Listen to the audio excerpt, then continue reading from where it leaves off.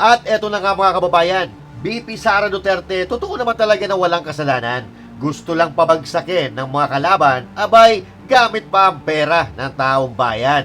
Ayon yan sa isang congressman. Oh shit! Oh shit! Sabi ni Erice na may incentive daw na nakukuha, di umano, ang mga politiko kung sino mang tao na makakapagpabagsak kay BP Sara Duterte. Okay? At tingin ko gusto pabagsakin ng ilan sa mga kasama alay sa Pangulo, si Vice President Sara.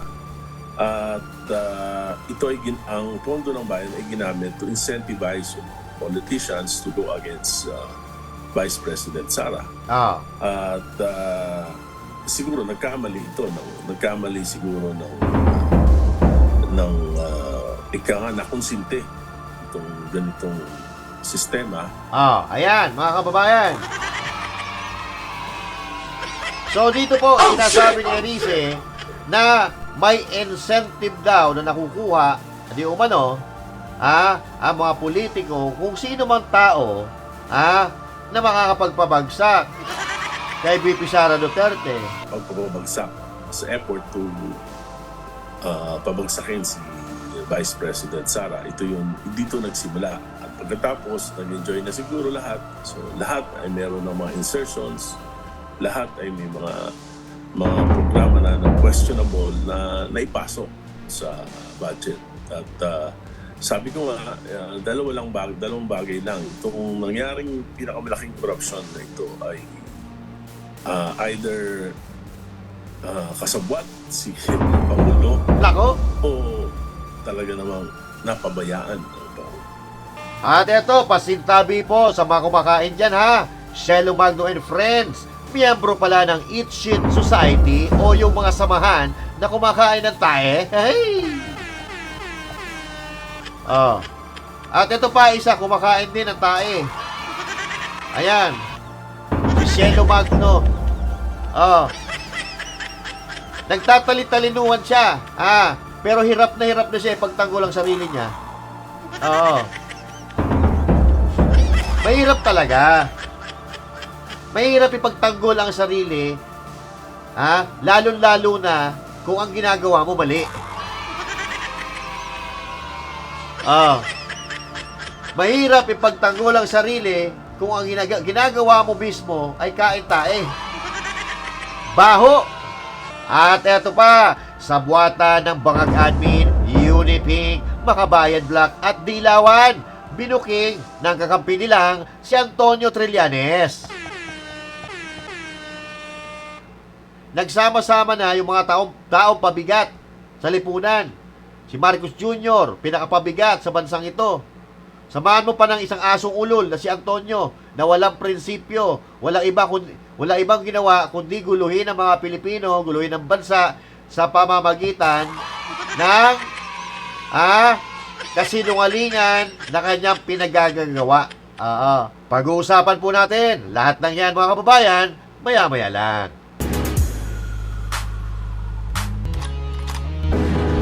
Para lagi kang updated. Ako nga pala si Bidaya ng mga oposisyon sa kasalukuyan ko. At sabi nga, galit na galit ang mga lapungan ng Pangulong Duterte. Kung hindi ka pa nakakapag-subscribe, i-subscribe mo na yan! At syempre, magandang araw mga banateros at mga kababayan kong Pilipino sa iba't ibang panig ng mundo. Ako po si Master Judea at syempre tayo po ay nagbabalik para pag-uusapan na naman ang mga balita na may kinalaman sa ating pang-araw-araw na buhay na nangyayari dito sa ating lipunan na ginagalawan. At syempre, bago po tayo magsimula, huwag po kakalimutan huwag kakalimutan na mag-subscribe sa ating channel, huwag din kakalimutan na mag-like, mag-comment, at mag-share ng mga video na ating ina-upload. At syempre, huwag din natin kakalimutan yung mga nanalo sa ating palaro nung nakaraan. So ito po, hindi pa po nakiklaim yung premyo ni Chubbs Das 18Z. Ayan, nanalo siya ng 500 pesos. At meron ding nanalo pang isa, si Magsino Anime 3068. At isa pa, I Love It 3383. Ayan. So yan po yung mga nanalo sa ating nakaraang palaro. At ngayon, meron naman siyempre tayong palaro. Meron na naman tayong palaro kung saan meron na namang mananalo ng dalawang 500 pesos sesos dito sa topic natin na ito. So, umpisahan po natin yan ngayon. Ang unang katanungan sa umpisa ng ating talakayan at yung isa ay maya-maya sa bandang gitna o sa bandang hulihan. Basta tabay lang at maaari kayo na manalo ng 500 pesos. Huwag kakalimutan, dapat nakasubscribe at nakafollow sa ating Facebook at sa ating YouTube channel. Okay? At syempre, itong mga pangalan na ito, si Chubbs18 said, at si Magsino Anime 3068, I love it 3383. I-comment nyo po or i-message nyo po sa akin ang inyong GCash number at ipapadala natin. Ipapadala natin yung inyong premyo. Okay? So, Master Judea Facebook page. Master Judea Facebook page. Doon po isi-send ang inyong mga number, inyong pangalan, para ma-send ko sa GCash ang inyong napalanunan. Okay? So, unang tanong ngayon sa topic na ito. Yung nakalagay sa screen, yan pa rin po yung mga nanalo na hindi pa po nakiklaim. Okay? At i-message nyo po sa FB page, Master Judea FB page, ang inyong GCash number para may padala ko yan. At ito na po ang katanungan dito sa ating palaro, dito sa vlog na ito.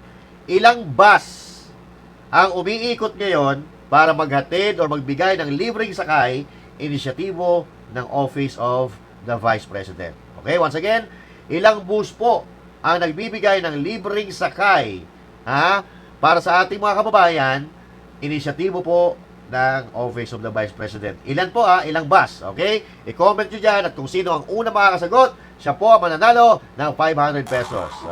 Di ba? Okay. Sige, dumako na rin po tayo sa ating topic ngayong araw na ito. At pag-uusapan nga po natin na itong isang kongresista, patuloy po ang panglalaglag niya sa kanyang mga kasamang mga kurap na mga congressman, kurap na politiko. Dahil di umano, pinapabagsak si VP Sara Duterte gamit ang kapangyarihan ng gobyerno at kaba ng ating bayan. Okay? So, pag-uusapan po natin yan. At pag-uusapan po natin ang mga Unipig, dilawag tae, na kumakain ng kanilang mga sariling tae. Oo. Okay? Lalo-lalo na po, itong si Cielo Magno na habang tumatagal, pabubo ng pabubo. Oo. So, hindi ko po alam kung gumagana pa ang utak nito ni Cielo Magno dahil parang binubukbuk na ata ang kanyang ulo. Piruin mo ba naman ang lakas-lakas ng loob na mag-file ng plunder case kay VP Sara Duterte dyan sa ombudsman, samantalang alam naman nila na si VP Sara Duterte may immunity at walang jurisdiction dyan ang ombudsman. Oo. Pero itong mga dilawang tae na to katulad ni Cielo Magno, pasensya na po, pasitabi po sa mga kumakain, ay ginagago ang mga tao, ginagawang tanga ang mga Pilipino. Okay? At isa pa rin, itong si Trillanes, na kung kailan tumanda, tsaka naging aso. Oo. Dahil ibinuking niya po, mga kababayan, ang pagkakampihan at pagsasabuatan ng kanyang mga kagrupo at ng administrasyon ni Marcos Jr. Bangag, na pinagkakaisaan talaga nila si VP Sara Duterte. Oo. So, nagkakaisa daw po sila, mga kababayan. So, ito na. Ito po, isa po pala ito sa dahilan kung bakit walang mga nagagawang proyekto sa Pilipinas, walang infrastructure. Kung meron man, yung mga maliliit na bagay na hindi magbibigay ng impact or hindi makakapagpagaan sa buhay ng karamihan ng ating mga Pilipino. Ito pala ang dahilan. At isa ito sa mga dapat na ikagalit ng mga Pilipino dahil patuloy po tayo at tinatarantado. Sukdulan na po ang kagarapalan nila.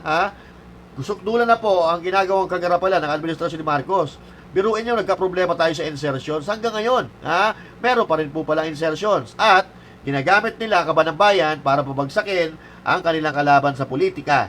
So yan po ang sinasabi ng isang congressman na medyo nakakabahala po ito kasi bilang isang congressman, alam mo po yung nangyayari sa loob ng inyong institusyon at kung ano po ang mga plano, mga balak at kung ano talagang ginagawa diyan sa loob ng institusyon na yan.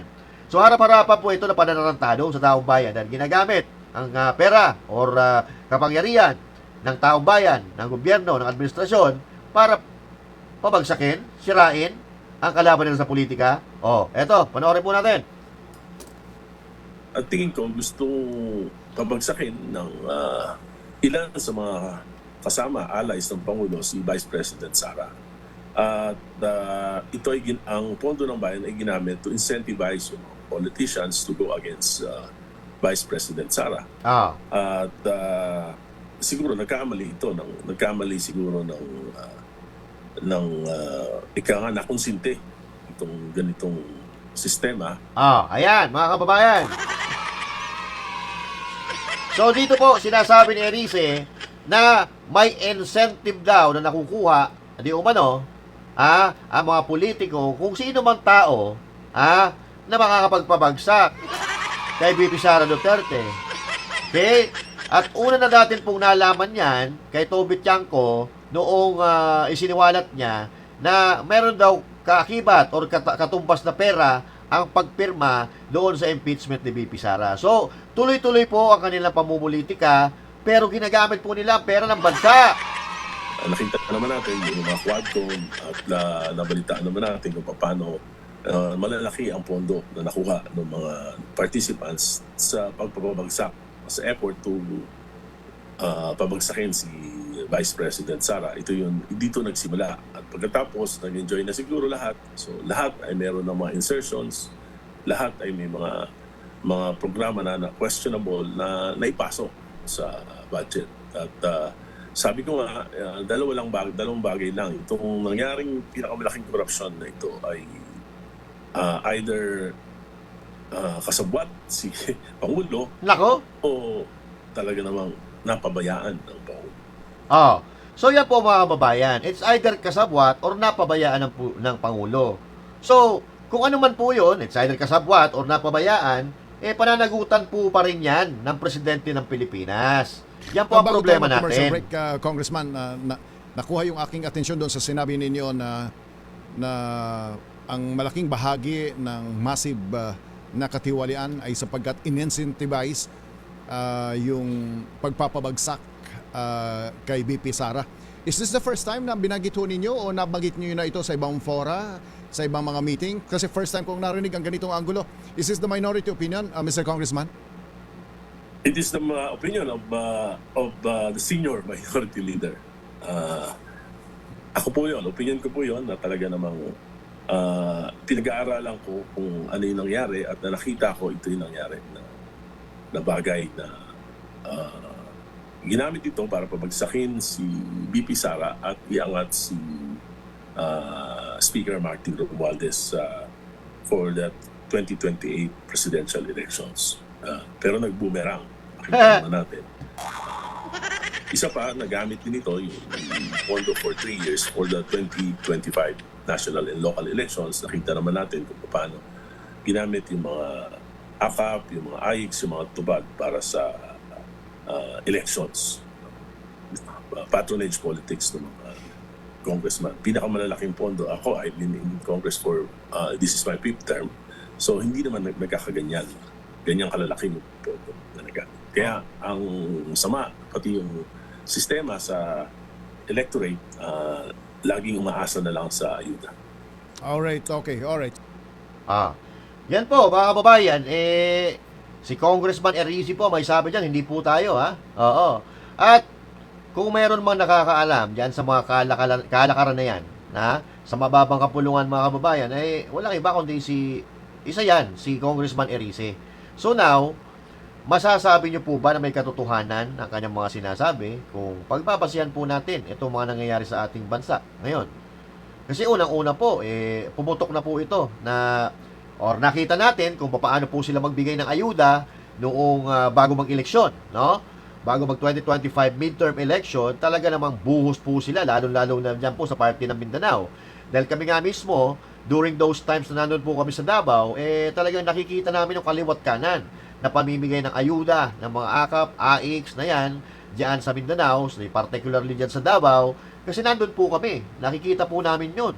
Dahil alam natin na ang Davao ay baluarte ng mga Duterte at pinipilit nilang pitasin at kunin ang tiwala ng mga Davaoenyo para bumoto or makuha ang boto noong nagdaang eleksyon. Pero sabi nga ni Congressman Erice, ito po yung nag-boomerang. imbes na masira ang mga Duterte, lalo pang lumakas ang mga Duterte, at sila naman ang kinainisan ng mga tao at kinamuhian ng mga tao.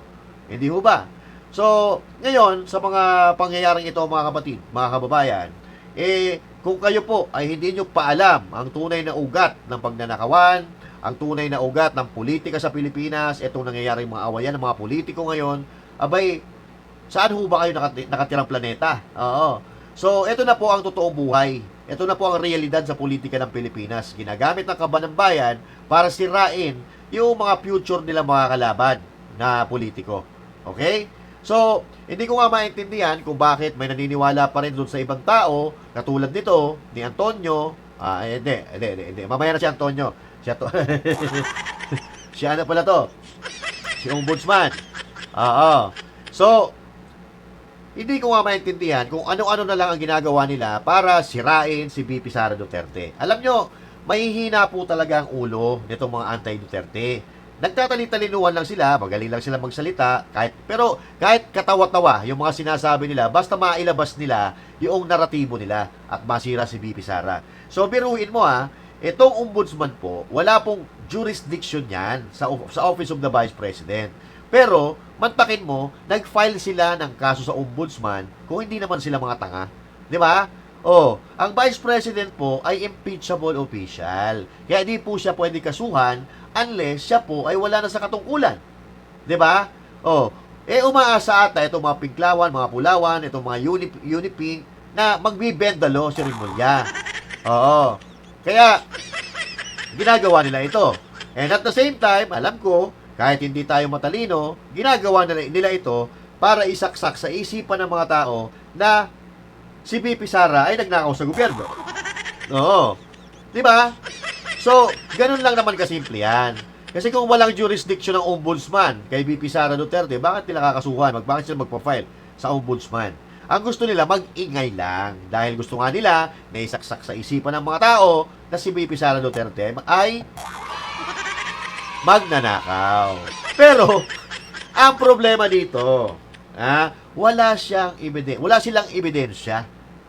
Isipin mo na lang, nag-file sila ng kaso na wala naman pala silang ebidensya kung pagbabasihan natin itong mga sinasabi ni Cielo Magno. Abay, napakakapal ng papel. Ilang tonelada, ilang pahina ng papel yon.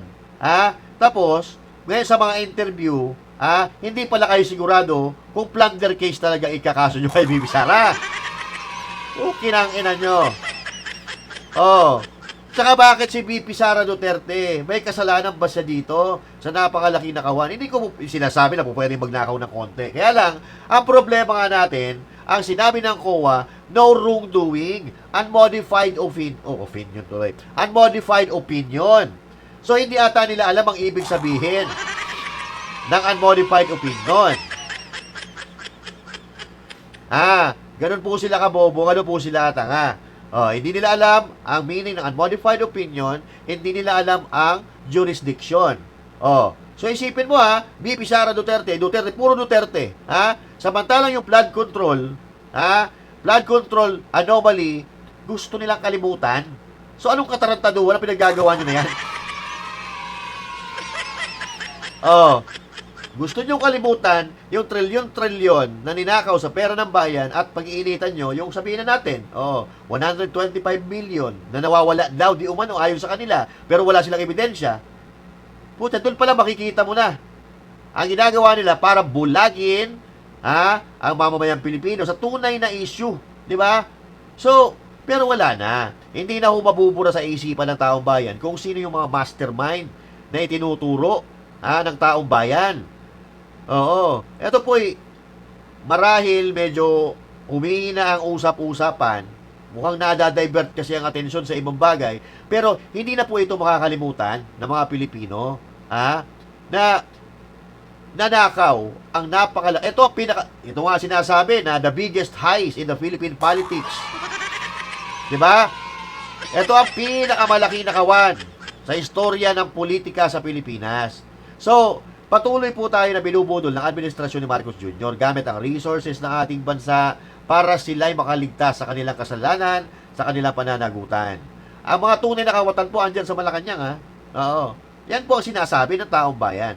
Kasi Katulad ng sinabi ni Eric kanina, kung hindi napabayaan o kung hindi kasabot ng presidente, hindi mangyayari yan. So whichever it is, kasalanan pa rin yan ng taga Malacanang kasi siya ang pumipirma ng lahat eh. Pero walang nangyayari. Puro paglilinis ng issue. Katulad nito, yan po ang tunay na issue ng ating bayan. Ito po ang salamin ng tunay na issue ng ating bayan.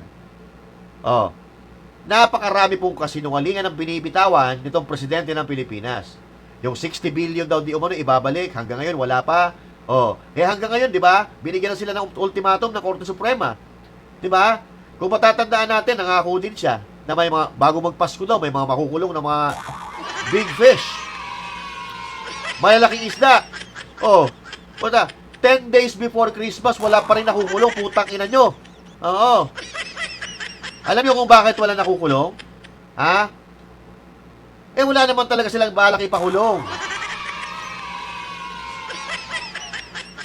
Kasi wala naman silang iniimbestigahan. Alam nga naman imbestigahan nila sarili nila.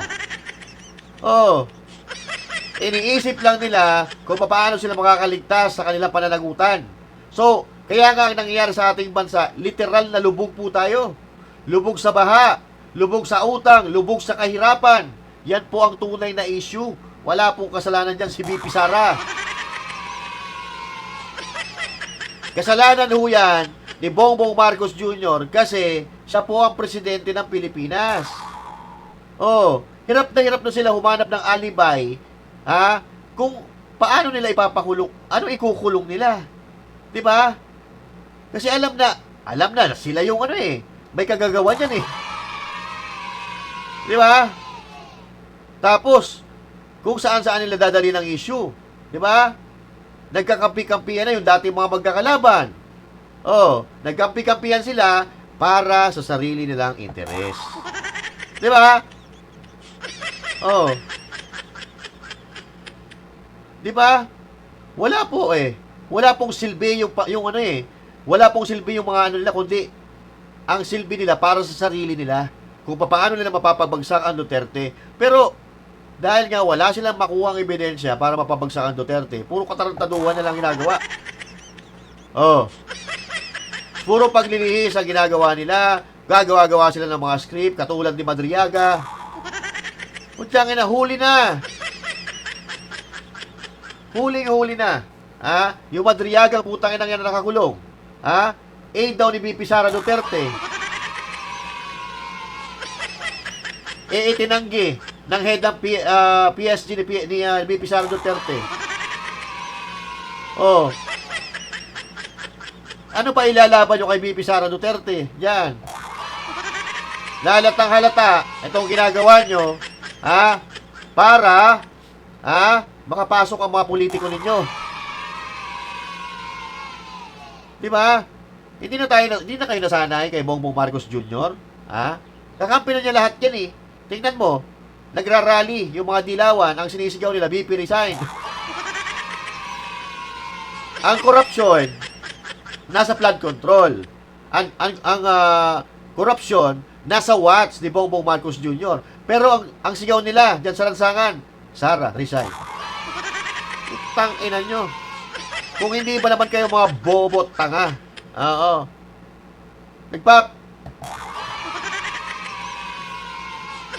Sabagay, sila nagkakainan ng sarili-sarili nilang mga tae. A few months ago, 1 month ago, sabihin na natin, may mga magpapasko. Wala silang Merry Christmas. Sa kulungan sila magpapasko. 10 days before Christmas, wala pa rin nakukulong. Ano sabi? Ito, pakingge. Ang tanong po ng taong bayan, may makukulong pa po ba bago matapos ang taon o bago magpasko?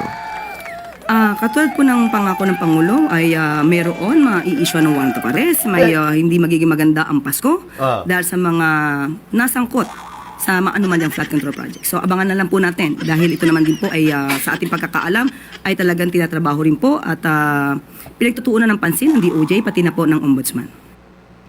Parang hindi naman doon nakatuon ng pansin nyo eh. Nakatuon ng pansin nyo sa mga Duterte eh. Saka sa mga kritiko ninyo eh. Ano sabi ni Ante? Antayin na lang daw. Oh. Eh, kailan ba naman natupad na pangako yan na sinabi yan si Marcos Jr.? Ha? Oh. Baka mauna pang makulong, ha? Sa maling pag-ibig ang asawa mo kaysa makulong ang mga mastermind dyan. Di ba? Oh. Anong ginagawa nila? Eh, sa isip-isip nito mga ito, focus tayo sa ibang tao, lalo na kay BP Sara, focus tayo dun. Ha? Yan po ang trabaho nila ngayon. At hanggang matapos ang kanilang termino, yan na po ang gagawin nila. Ha? Babantayan nila galaw ni BP Sara Duterte. Pag may nakita silang butas, bubutasan nila, sisiraan nila. Araw-araw yan. Hanggang 2028 election. Oo, yan ang gagawin nila. Nasabi ko na po dati ito, no? Na may kanya-kanya po silang toka.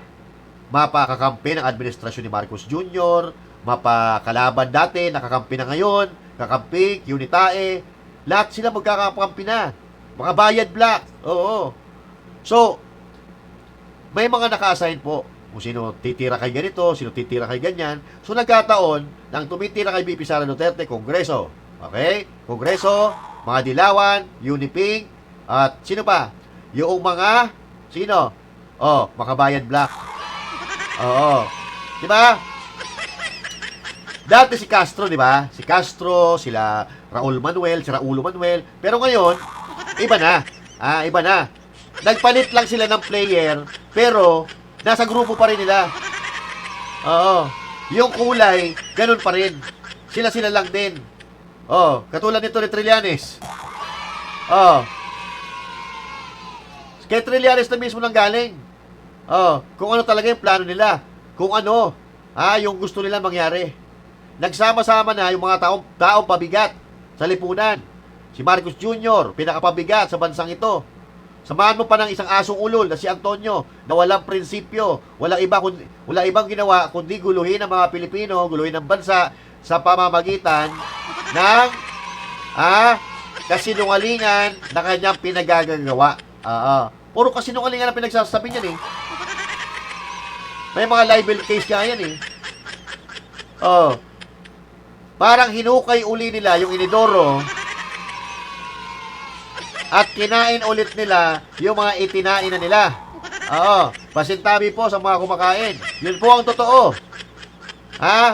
Kasi ngayon, ayaw man nila na magkampi-kampihan sila, nilulunok nila. Nilulunok nila yung prinsipyo nila.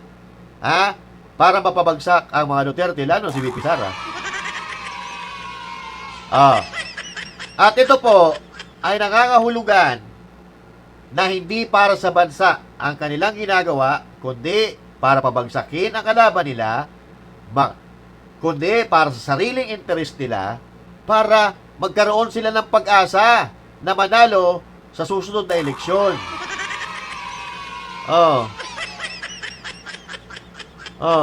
So, hindi po nila kaya ipanalo ang sarili nila, kaya kung saan-saan sila sumasampa ngayon.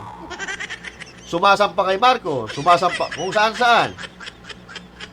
Kahit nakakahiya na.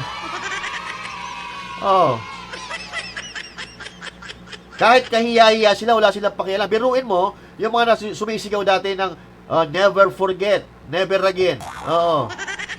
Kakampi na nila ngayon. Putang ina, nasaan ang prinsipyo nyo? Nasaan ang mga prinsipyo na ito, lalo na itong aso na to? Wala silang pakialam kahit pinagtatawanan sila ng tao. Basta ang importante sa kanila, huwag manalo si Duterte. Huwag manalo si BP Sara Duterte. Wala silang pakialam kahit hindi mapanagot yung mga nagnakaw ng trilyon-trilyon sa pondo ng bayan sa flood control. Huwag lang maging presidente ulit ang isang Duterte. Yan po ang pinaglalaban nila eh. Sa takot nilang maging presidente si BP Sara, wala na. Membro na sila ng bahalagang. Bahala na. Wala na silang pakialam kahit ano mangyari sa Pilipinas. Bahala kayo dyan. Basta sa susunod na eleksyon, sisiguraduhin namin, tatalunin namin si Duterte. Kahit lumubog ang Pilipinas, okay lang sa kanila. Basta huwag maging presidente si BP Sara Duterte. Yun ang gusto nila. Ganyan sila ka-paranoid. At alam ng Pilipino yan. Ako nga, alam ko eh. Kayo pa kaya, hindi nyo malaman na napakatatalino ng mga Pilipino ngayon eh. Biruin mo, flood control gusto nilang kalimutan. Ang gusto nilang kalkalin, yung sinabi ng COA na no wrongdoing and unmodified opinion. Samantalang itong flood control trilyon na nawawala, nagsusumigaw ang ebidensya, tahimik sila. Oh. At ito pa isa, kumakain din ng tae. Ayan. Si Cielo Magno. Oh. Nagtatali-talinuhan siya. Pero hirap na siya pagtanggol ang sarili niya. Oo. Mahirap talaga. Mahirap ipagtanggol ang sarili. Lalo-lalo na kung ang ginagawa mo mali. Mahirap ipagtanggol ang sarili kung ang ginagawa mo mismo ay kain-tae. Baho. Pasensya na ulit sa mga kumakain, ha. Sa sobrang pagkahumaling nito ni Cielo Magno sa mga Duterte, naubos na yung laman ng kukote.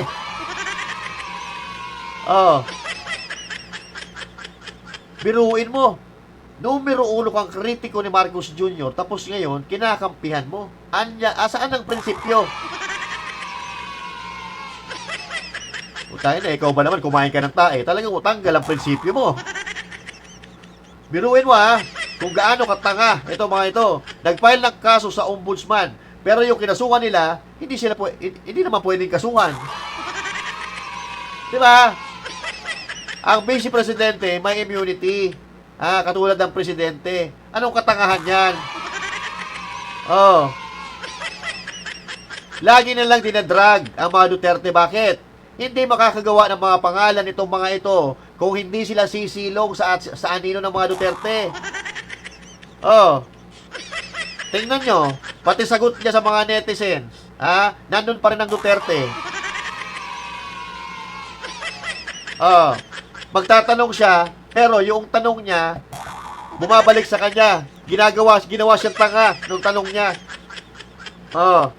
Ang sabi kasi niya dito, siyempre, sinasabi natin, bakit kinakasuhan si BP Sara? Bakit hindi nyo kasuhan si Marcos Jr. na nandun yung trilyon-trilyon na pondo? Trilyon-trilyon na pondo ng Pilipinas na nawawala. Abay, ang sagot niya, mga DDS, may tanong ako, bakit hindi nyo tinatanong si Pulong Duterte kung bakit di pa niya pinapa-impeach si BBM? Sabihin nyo, bago siya mag-world tour, i-file niya muna, trabaho niya yan.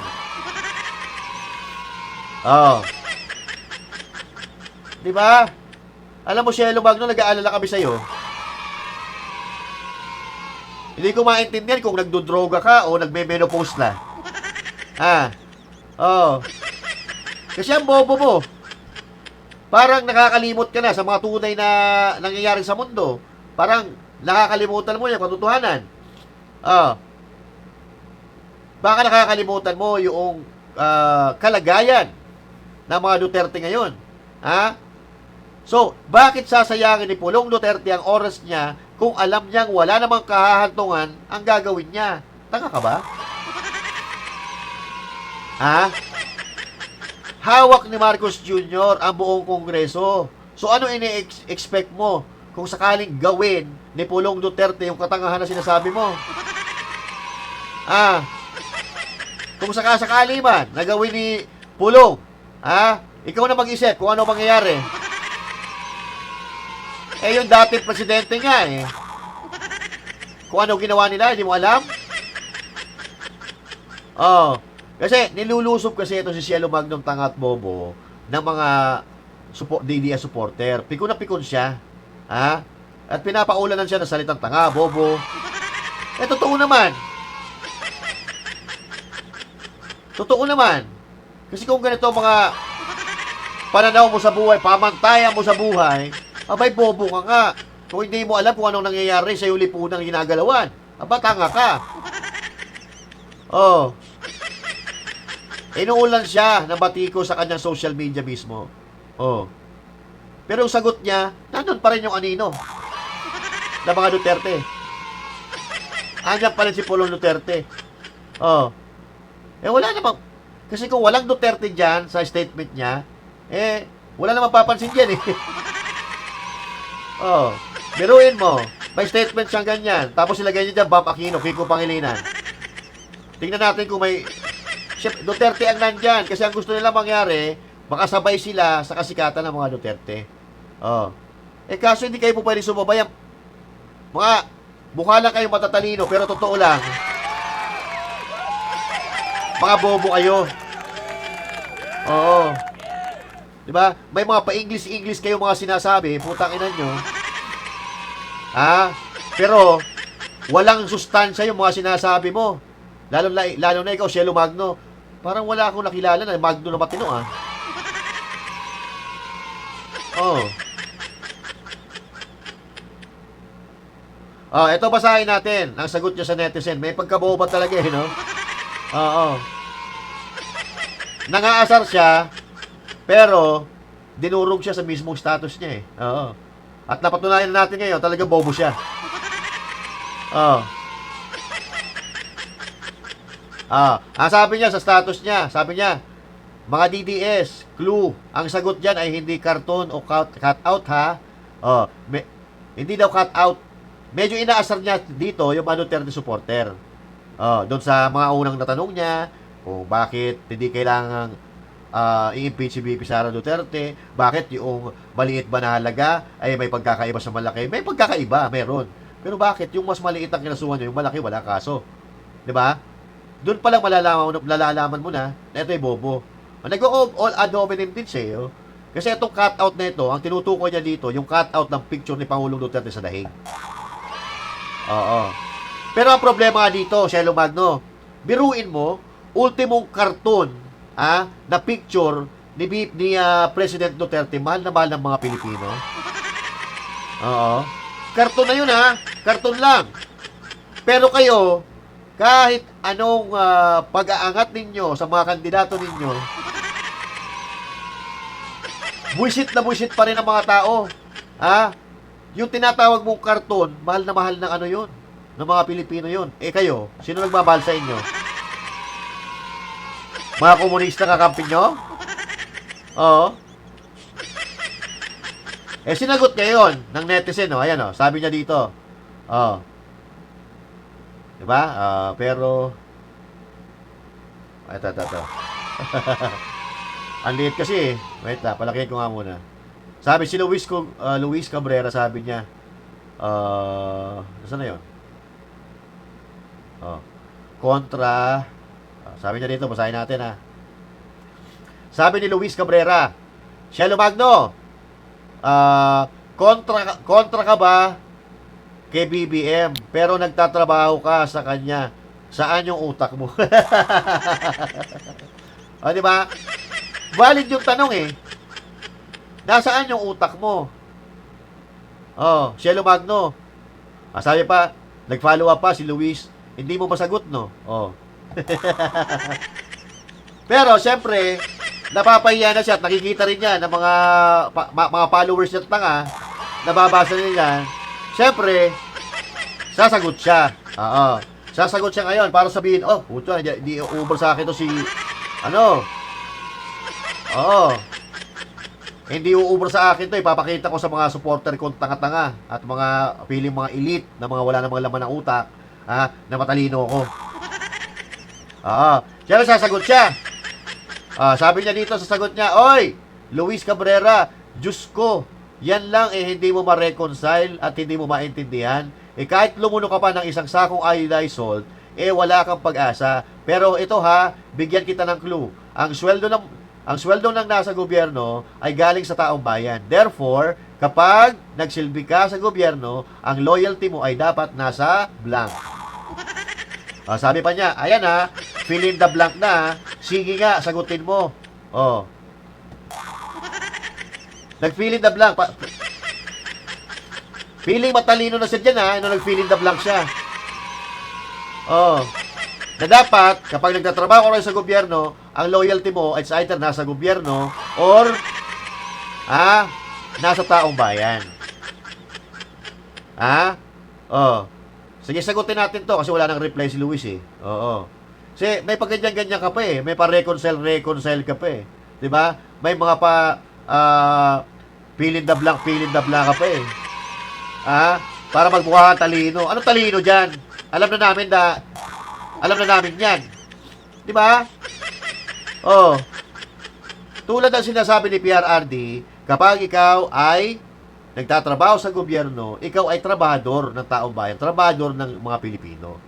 Oh. So, tanungin kita ngayon, Cielo Magno. Ha? Ang loyalty ba ng gobyerno ni Marcos Jr. ngayon ay nasa taong bayan? Ha? Oh. Sagutin mo. Ang loyalty ba ngayon ng Marcos administration ay nasa taong bayan o sa kanila lang? Oh. Ito pa tanong. Sa ginagawa nyo ngayon, na ginagawa nyo tanga ang taong bayan, ha? Ang tanong ko, para ba sa taong bayan ang loyalty na ginagawa nila? Ha? Gamit na gamit nyo ang salitang taong bayan, ha? Pero, ang lakaran ninyo, pang sarili kapakanan, mga ulol. Oo. Ay, katanga. Oh. Bakit hindi daw? Unang sabi niya, bakit hindi daw sabihan si Paulo Duterte, si Pulong Duterte, na kasuhan si BBM? I-impeach daw si BBM. Ang tanga. Oo. Alam mo nang hawak ni Marcos Jr. ang buong kongreso? Ha? Kung hindi man lahat, majority, tapos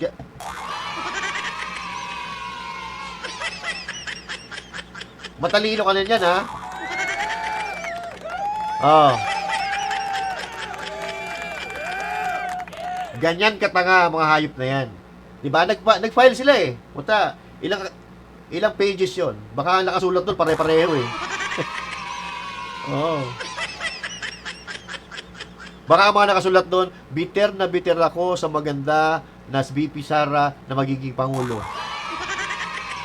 Oh. Ganito siya katanga. Nag-file sila ng kaso, wala naman silang ebidensya. Ang sabi ni Cielo Magno, eto, Cielo Magno, pinabubuksan ng bank account ni VP Sara para malaman kung nag-plunder nga ba siya.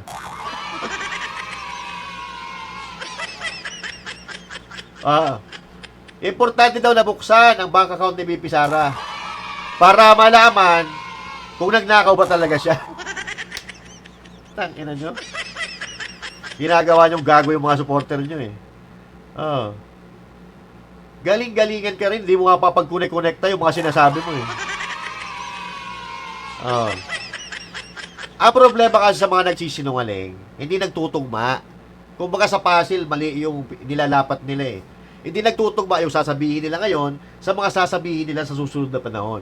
Doon sila nahuhuli.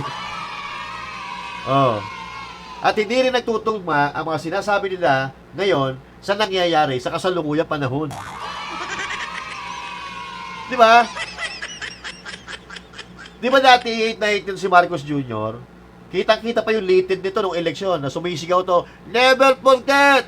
Never again! Tapos mabali-balitaan mo, miyembro ng gabinete ni Marcos Jr. Nasaan ang prinsipyo? Tapos nung tinanggal ka ngayon ni Marcos Jr., galit na galit ka na ulit kay Marcos Jr.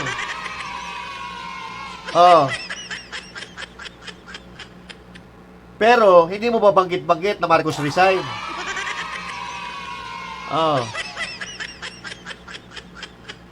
So, ang unang punto dito, Cielo Magno, ikaw ay hater, ni Marcos Jr. And being a hater of Marcos Jr., you're not supposed to follow their rules. Kabaliktaran dapat, ang sasabihin mo doon sa kanyang ginagawa kung naniniwala ka na mali ang ginagawa ni Marcos Jr. Pero ngayon, dahil si VP Sara Duterte makikinabang,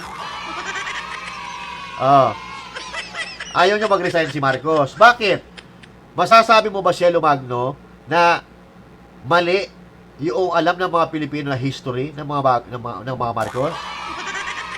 Nagbago isip mo? So, paano mo papaniwalain ang mga Pilipino, hirap na hirap ka nga i-handle yung sarili mo? Hindi mo nga alam kung saan ka pupunta. Hindi mo nga alam kung saan ka tatayo. Hindi mo nga alam kung ano pinaglalaban mo. Pinaglalaban daw nila korupsyon. Nagagalit daw sila sa korupsyon. Pero nung nagrally sila, ang korupsyon sa flood control, ang sinisigaw nila, VP Sara resign. Anong katangahan yan? Oh, sasabihin mo pa, may mga hindi pa napapaliwanag. Anong gusto mo? Magpaliwanag sa'yo? Magpaliwanag sa'yo ang pangalawang Pangulo samantalang sinasabi ng Commission on Audit na no wrongdoing,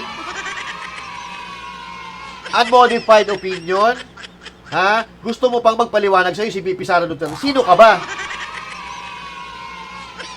Oh, isa ka lang palengkera, katulad ni Claire, na parang magme-menopause na. May syota ba to? Oh. Parang kulang sa dilig, kaya lagi mainit ulo, Oh. Mahilig ba narantan? Alam mo, Shelo Magno, napagtanto ko na parehas talaga kayo ni Claire Castro. Dati galit na galit kay Marcos. Oh. Tapos ngayon, dahil nakikinabang kay Marcos, paldo. Paldo rin kayo, Tanungin kita. Saan kayo kumuha ng gagastusin ng ginastos sa pagpapail nyo ng kaso diyan kay VP Sara Duterte kasama yung pari na adik? Saan kayo kumuha ng pondo para makapag-print ng ganun kakapal, para dalhin dyan sa ombudsman? Alam nyo naman, na walang jurisdiction ng ombudsman sa vice president, ipinilit nyo. Saan kayo kumuha ng pambili ng kokombam at pagpapaprint? Saan kayo kumuha ng ink? Kasi I doubt it, na ikaw, Shelo Magno, ikaw magpapaluwal para makakapag-print niyan. Hindi ako naniniwala doon. Oo. Hindi mo nga maalis ang kintab na mukha mo, Hindi ka mukha. Di ba? Oh, parehas na kayo. Bagay kayo magsama sa isang frame. Kayo dalawa ni Claire Castro, bagay kayo. Kung halimbawa, si Claire Castro, Tapos may tagline dapat dyan. May slogan, Ano dapat? Ano magandang slogan dito? Kay Claire Castro, tsaka kay Shelo Magno. Ito. The Eat Shit Society. Oo. Okay? Eat Shit Society. Samahan ng mga grupo kumakain ng tae. Oo. Kasi yan ang ginagawa nila kahit tae. Once again, pasitabi ulit sa mga kumakain. Pasensya na po kayo. Kasi tae po talaga pinag-uusapan natin ngayon. Kasi ang nakakatawa ito, Uling irit. Ang nakakatawa, si VP Sara Duterte naka-receive ng magandang rating sa COA. 3 consecutive years. Siya po ang may pinakamalinis na audit. Ibig sabihin, hindi siya nagnakaw, no wrongdoing, unmodified opinion, pero pinagpipilitan pa rin nila. Bakit hindi ko magpaliwanagin nyo, Shelo Magno? Tira kayo ng tira, wala naman kayo pakita ebidensya. Samantala ito, flood control project, kaliwat ka na nagsusumigaw ang ebidensya, pero tahimik lang kayo. Nagrarally kayo sa kalsada, ang sinisigaw nyo, VP Sara, resign. Na alam naman natin, 100% walang kinalaman niya sa flood control issue. Diba? Binubukbuk na ba utak mo, Shelo Magno? Nasaan ang justisya na pinaglalaban ninyo? Alam mo ba kung anong ibig sabihin ng unmodified opinion? Kasi doon pa lang dapat hindi na ganyan ang mga galawan nyo,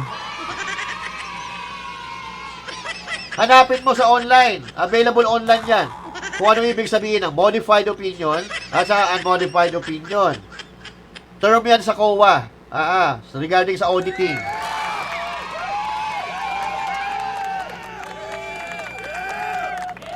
Ang laki ng problema nyo kay VP Sara Duterte. Confidential funds. Na dapat nga hindi mo malalaman kasi may mapapahamak na kapwa natin Pilipino. Pag isiniwalat ni VP Sara Duterte. Taka ka ba? Makasarili talaga itong mga to Wala silang pakialam kahit may mapahamak yung mga tao na nagbibigay ng impormasyon kay BP Sara, wala silang pakialam doon. Basta ang importante,